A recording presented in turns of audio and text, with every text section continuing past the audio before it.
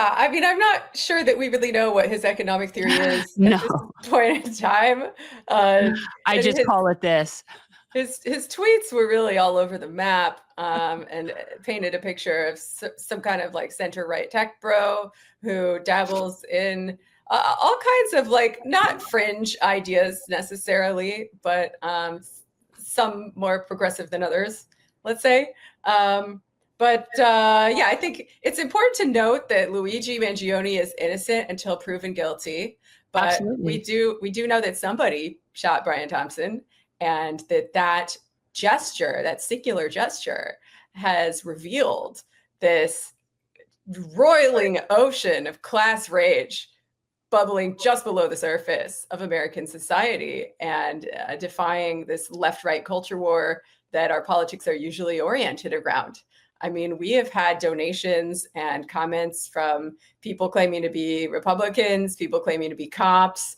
I know anecdotally there are right-wing people who I know or who are friends of friends who support this act, or at the very least are not sad that it happened. So yeah, it's been really amazing to see the way this has reoriented the discourse from this sort of left-right culture war that usually exists in the American discourse to sort of up-down class war. And we're just hoping that we can use this opportunity to, you know, widen that rupture as much as we can, to give a voice to the voiceless on the topic of healthcare, which, as you said, was not even an issue in the last election. The great injustice, or one of the great injustices of our time, was barely even talked about. And it's not because people don't care. It's not because people aren't angry. So yeah, we're trying to see how far we can take this.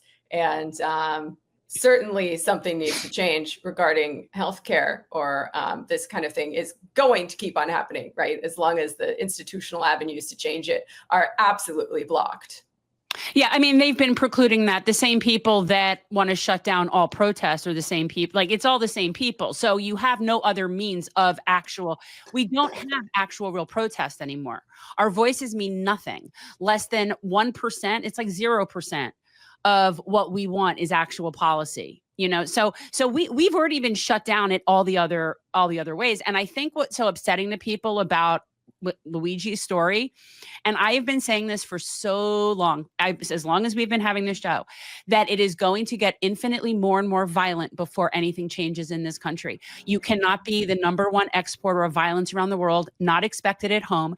All we do is make weapons. All we do is might makes right mentality. So yes, and I think that what happened with Luigi is that is sort of like the first sort of shot that is, okay, now we're taking this to the next level because electoral means don't work, protesting doesn't work. So now it's this. And while the healthcare issue is my #1 issue, this could apply to a lot of things. Okay, this sort of Mangione economics is what we've been forced to, and I've said it a bazillion times. The level of violence in a society is dictated by the oppressor, period. So this is what they've decided is necessary to have things be done. If it were up to me, we would have been finished our second term of Bernie Sanders and things would look a little bit differently. But this is where we are now. And unfortunately, this is where it's going to keep going. That's what I think. I think this was just the tip off of what we're going to be seeing. Yeah. Yeah, I mean, I thought it would have made sense, honestly, for the system to allow for a Bernie-style politician to succeed when he was running for president the first time, as a form of self-correction, really, a way of once again saving capitalism from itself. But I think for better or for worse, the system no longer has the ability to self-correct in that way. Yeah. How can you when you have open insider trading in full view of everybody? When you have actual X accounts that follow Pelosi's trading, that follow Wasserman Schultz's trading. This is how empires fall.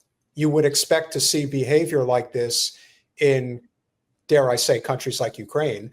But unfortunately, it has befallen upon our benevolent, exceptional nation, as everyone wants to believe, And I do think that that's probably one of the hardest things for people that have succeeded, especially within this economic system, to ever look inward at just how broken it really is. You know, that's why they have to convince themselves that, oh, it's just you don't work hard enough, you're not smart enough, you didn't sacrifice the way that I did. And I'm thinking, I've had to sacrifice a lot. I lived in the Bronx for 2 years. I grinded my ass off to even get a slice of whatever the hell you would call the American dream. And I would be the first to tell people, you don't want to go through the hell that I went through. You don't want it. Okay? I may be cut differently than other people, but I wouldn't wish that on somebody. Oh, yeah.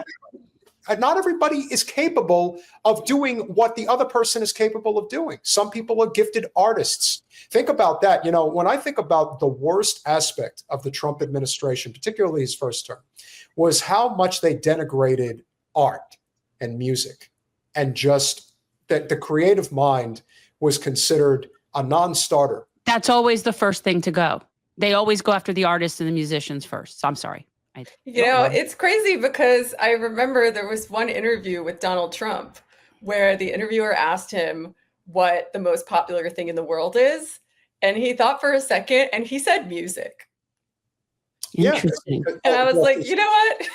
That's a pretty good answer. It is a good answer. But that's the best way that you can. I mean, that's one of the first things that gets censored always. I mean, it's always musicians, artists, and comedians get like, yeah. But here's the thing. But here's the thing. He's not dumb. People think he's dumb. He's exceptionally shrewd. He's exceptionally street smart. He's just a total fucking businessman through and through. Everything is transactional. Yeah. There is no emotion involved whatsoever. Every despicable tweet that he puts out about Gaza is all about the business relationship that he has with Miriam Adelson and any other Zion-Nazi that's out there that is trying to line his pockets, his family's pockets. They all do it. They just hate him. They hate what he represents because he doesn't protect empire.